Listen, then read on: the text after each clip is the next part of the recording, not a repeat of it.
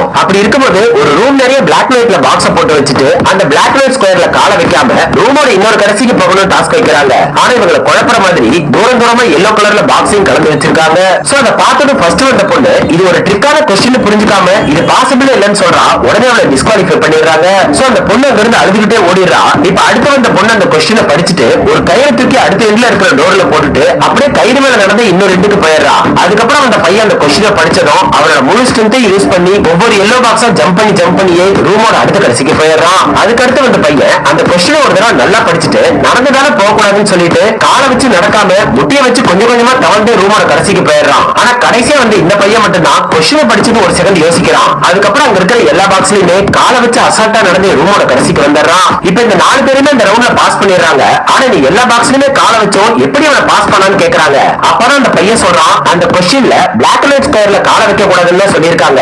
ஆனா அங்க இருந்து எதுவுமே ஸ்கொயர் பாக்ஸ் இல்ல, எல்லாமே ரெக்டாங்குலர் பாக்ஸஸ் சொல்றான். அதை கேட்டதும் கூட வந்து எல்லாருமே ஷாக் ஆயிடுறாங்க.